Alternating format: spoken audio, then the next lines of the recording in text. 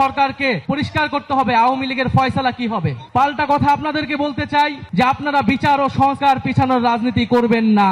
বিচার ও সংস্কারের প্রতি ঐক্যমত পোষণ করুন। নির্বাচন আমরা আপনাদেরকে করে দিতে সহায়তা করব।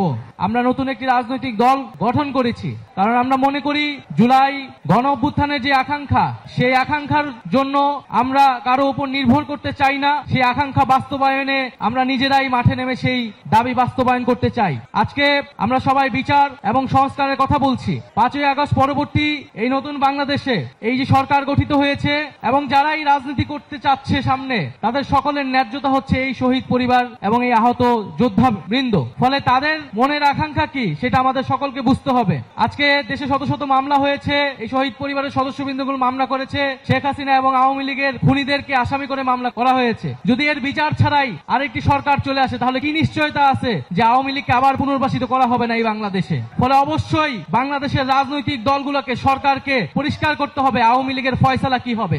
আমরা মনে করি 5ই আগস্ট বাংলাদেশের জনগণ আওয়ামী লীগের বিরুদ্ধে রায় দিয়ে দিয়েছে। বাংলাদেশে আর আওয়ামী লীগের রাজনীতি, এই ফ্যাসিস্ট রাজনীতির আর কোনো জায়গা হবে না, হবে না, হবে না। যে আমাদেরকে বলা হচ্ছে যে আমরা নাকি নির্বাচন পিছানোর রাজনীতি করছি, খুব পরিষ্কার ভাবেই বলতে চাই, পাল্টা কথা আপনাদেরকে বলতে চাই যে আপনারা বিচার ও সংস্কার পিছানোর রাজনীতি করবেন না। বিচার ও সংস্কারের প্রতি ঐক্যমত পোষণ করুন। নির্বাচন আমরা আপনাদেরকে করে দিতে সহায়তা করব। ফলে সরকারকে বলবো দ্রুত বিচার ও সংস্কারের রোডম্যাপ ঘোষণা করতে হবে। কত দিনের মধ্যে কোন প্রক্রিয়ায় আমরা দৃশ্যমান বিচার কার্যক্রম দেখতে পারবো এবং দৃশ্যমান সংস্কার আমরা বাস্তবায়ন করতে পারবো, সেটা সুস্পষ্ট রোডম্যাপ অবিলম্বে ঘোষণা করতে হবে। এবং আমি বলবো যে এই বাংলাদেশে আমাদের প্রধান উপদেষ্টা ডক্টর মোহাম্মদ ইউনূস, তাকে আমরা আমন্ত্রণ জানিয়ে, আহ্বান জানিয়ে সরকারের প্রধান উপদেষ্টা করেছিলাম। অন্যান্য উপদেষ্টাবৃন্দ রয়েছেন, সেনা প্রধান রয়েছেন, তারা প্রত্যেকেই কিন্তু কমিটমেন্ট দিয়েছিলেন যে মানুষের জানমালের নিরাপত্তা এবং বিচারের দায়িত্ব তারা নিচ্ছেন। ফলে এই কমিটমেন্ট থেকে কিন্তু তারা দূরে সরে যেতে পারবেন না। জনগণের সামনে কিন্তু তাদেরকে দাঁড়াতে হবে। ফলে আমরা কিন্তু কড়ায় গন্ডায় জবাবদিহিতা নিব যে আমাদের বিচার কতটুকু আদায় হলো, আমাদের সংস্কার কতটুকু আদায় হলো। রাজনৈতিক দলগুলা যদি নির্বাচনের জন্য এতই তাড়াহুড়া করে, ভোট চেতে গেলে কিন্তু সেই জবাবদিহিতা তাদেরকে দিতে হবে।